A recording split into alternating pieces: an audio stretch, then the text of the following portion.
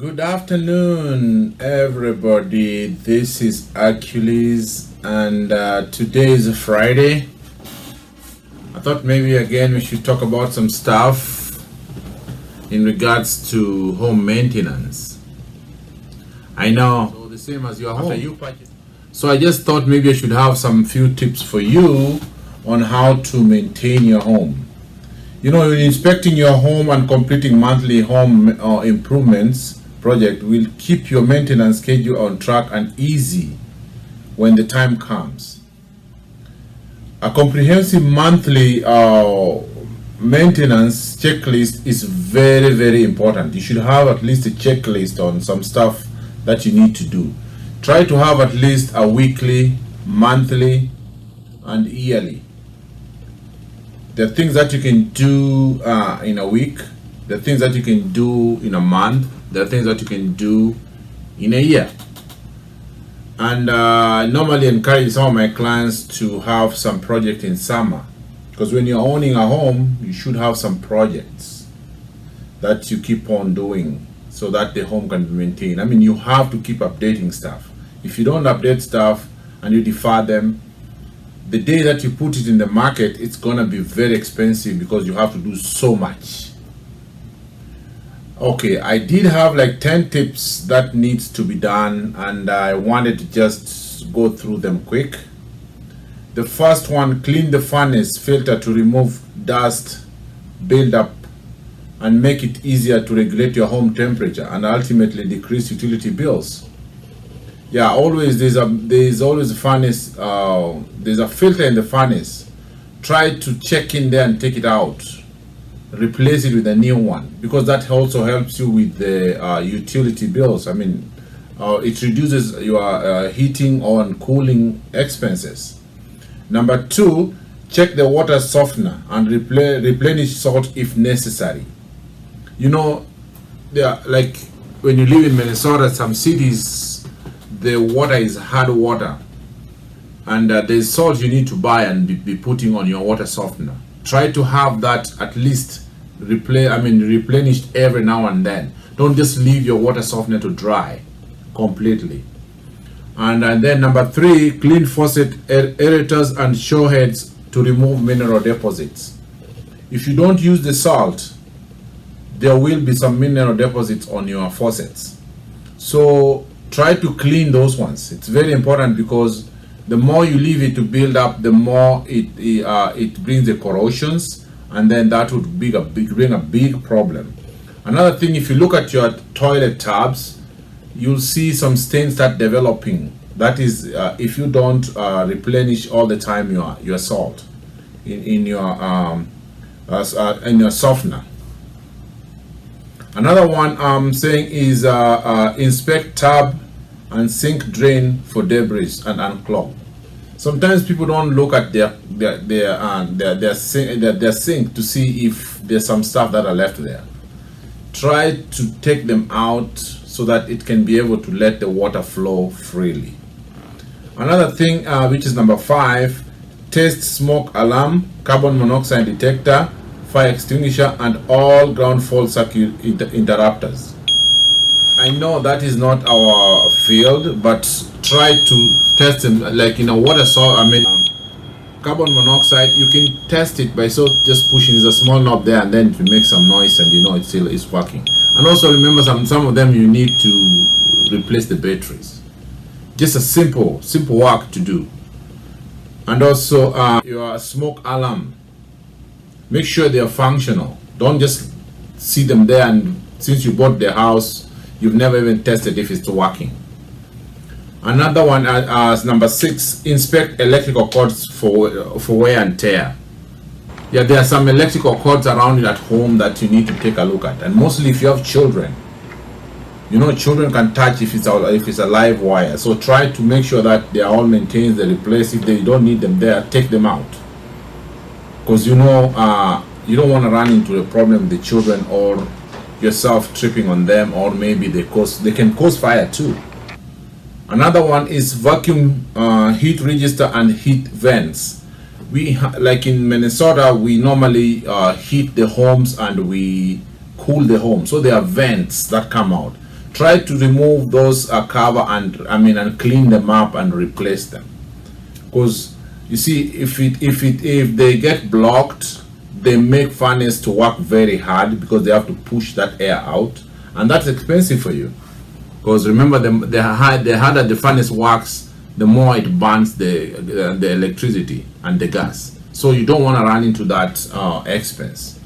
Another one is check the indoors and outdoor air vents which are not blocked. There's some which the indoors vents and and the outside vents that are taking the air out. Just the same way as I said the other one. Try to clean them up. Make sure that all your vents, at least in summer, you clean them. And even that also adds to your dryer. When you go to a dryer, make sure you clean that up too, because sometimes they block. The more that air runs out, the more it's blocking those vents, and that gives the furnace harder time to push the air out. 9. And then flush out hot water from water heater to remove accumulated sediment. Yeah, your water heater. You know, if, like, for example, in some cities in Minnesota, some of them has the hard water. If you don't flush that water out from the water heater, you know, those things to keep on piling, settling, and that makes it they build up in the water heater, and they can even block it from not pushing the water to go into the house, and you'll find yourself having to go through expense because you have to get a plumber to go in or replace your water heater. These are very simple things that you can do yourself. You don't have to have a professional to do them. Because remember, when you're owning a home now, there's some responsibilities that you as a person has to go through us to make sure that you learn. And these are happening also if you go to these home improvement classes. Some of them are being offered online. You can be able to learn from there. Because this is your investment, and your investment you got to maintain it. You got to keep it so that it can still be valuable. There's number 10. This is a very important one. Clean the garbage disposal by grinding ice cubes. I know this is something that we don't do. Then flushing with hot water and baking soda.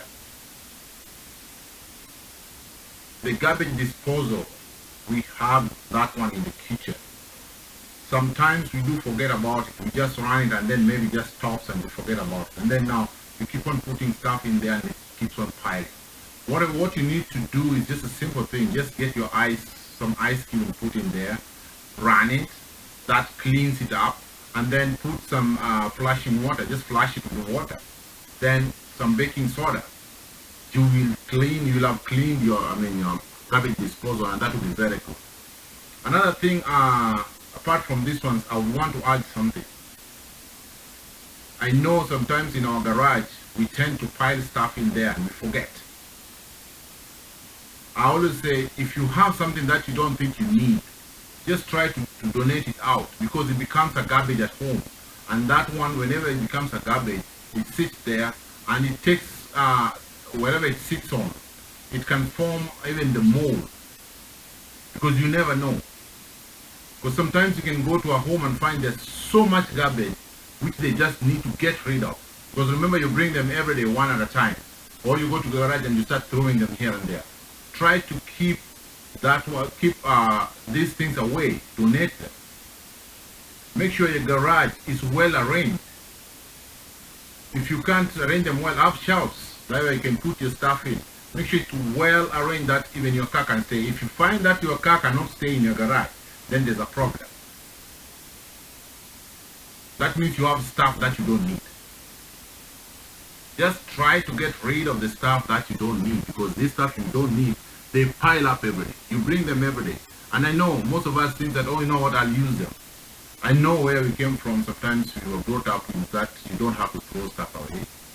But, you know, if they keep on becoming a problem and they pile up at your home, they make the value of your home not grow, because they'll start forming some molds, or your home will be just a clutter. So try to minimize keeping stuff. If you don't need it, throw it away. If you don't, like your clothes, if you don't wear it for like a year, you don't need it. Shoes, if you don't wear it for like a year, you don't need it. some old couches, some old mattresses, some old clothes. If you don't need them, if you find them there in garage, anything you find in the garage there, some of them you don't need them. Just get rid of them. Just clear all the clutter at home. Another thing I would say is, at least your carpet. Try to vacuum your carpet. Try to clean the carpet. At least if you can, if it's really bad, try to bring somebody who does the cleaning a year. I mean, in every 3 years. Just to make sure that the carpet keeps on going and clean. Because these are very important factors when it comes to the time that you're going to put this house in the market you want to sell it. Another thing I would also add is, try to do at least painting every 5 years. If you can't hire somebody, try it yourself. Home improvement lessons are very much online. Just see how you do, or go to YouTube. YouTube also has a very good way of showing you how to paint. So these are very, very important points that if you can look at them carefully and you can use them, put them for your house, at least you will find that the value of your home will be maintaining and will keep going up.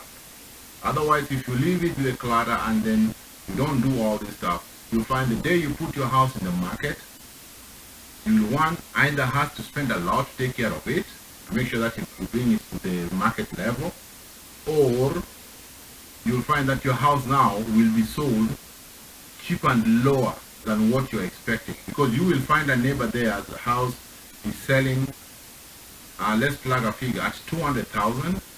And an agent comes to your house and tells you that your house can only sell for 170 or 180. Why? Because whoever is coming to buy it will have to bring all these things up to date. And how do they bring them? They will have to spend this money, the difference between that house and your house, to bring it to the market level. Otherwise, thank you very much. My name is Hercules Otieno, and I'm very grateful that you guys are listening to me. My number again is 763-498-2650. You can also reach me on my YouTube. My YouTube is Hercules Otieno, or my Facebook account, which is Hercules the Realtor.